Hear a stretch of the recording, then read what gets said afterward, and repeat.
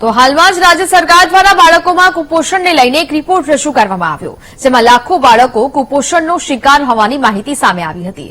ત્યારે નવસારીના જલાલપોર તાલુકાની આંગણવાડીઓમાં ગ્રાન્ટ ન મળતી હોવાની ફરિયાદ ઉઠી છે। આંગણવાડી કાર્યકરનો દાવો છે કે ગત 1.5 વર્ષથી આંગણવાડીઓમાં ગ્રાન્ટ નથી મળી।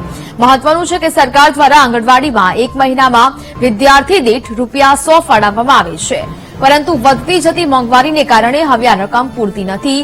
ત્યારે રાજ્ય સરકાર તરફથી આપવામાં આવતો હિસ્સો સત્વરે ચૂકવવામાં આવે તેવી માંગ ઉઠી છે।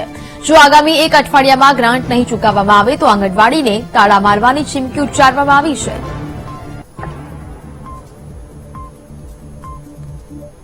બિલો જે આંગણવાડીની અંદર સવારનો નાસ્તો, બપોરનો નાસ્તો અમે જે ખવડાવીએ છીએ બાળકોને, એમાં SC અને અન્યના બાળકોને ગ્રાન્ટ આવી ગઈ છે, પણ જે હળપતિના બાળકોને અમે ભોજન આપીએ છીએ એની કેટેગરી અલગ કરવામાં આવી છે અને એમના અમને પૈસા ચૂકવાયા નથી। એ માટે અમે સરકારશ્રીને સ્પીડ પોસ્ટથી વારંવાર રજૂઆત કરી છે। લગભગ 3 મહિનાથી આ અમારી રજૂઆત થઈ રહી છે અને અમે SCDPOને લિખિતમાં જાણ કરી છે, કાલે આવેદનપત્ર આપેલું છે જલાલપોર અને નવસારીને, અને સરકાર સામે બજેટનો પણ વિરોધ કરેલો છે। અમે એમને જણાવ્યું છે કે અમારા બિલો જો 15 તારીખ સુધીમાં ન ચૂકવાય તો અમે 16 તારીખથી તાળાબંધી કરીશું।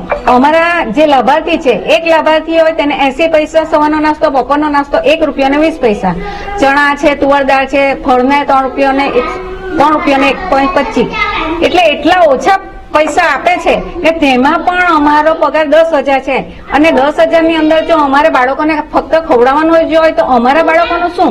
આંગણવાડી કક્ષાએ બાળકોને જે ગરમ નાસ્તાની સુવિધા આપવામાં આવે છે એમાં ભારત સરકાર અને રાજ્ય સરકાર બંને તરફથી 50-50% ગ્રાન્ટના હિસ્સામાં ફાળવણી થતી હોય છે। હાલના સમયે કેન્દ્ર સરકાર તરફની જે 50% ફાળવણી છે એ મળી છે અને રાજ્ય સરકાર લેવલે હાલના તબક્કે ગ્રાન્ટ ફાળવણીની પ્રક્રિયાઓ ચાલી રહી છે।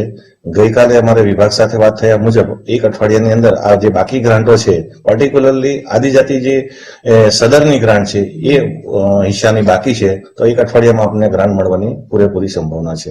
એક સામાન્ય બાબત છે કે વર્કર બહેનો જે છે એ માસિક મહેનતાણાથી કામ કરતી હોય છે, પરંતુ આ પણ એક પોલિસી બાબત અને નીતિ વિષયક બાબત હોવાથી સરકાર કક્ષાએથી જ્યારે આ ગ્રાન્ટ ફાળવણી થશે તો એમનો જે પ્રશ્ન છે એ પણ એનો ઉકેલ મળી જશે।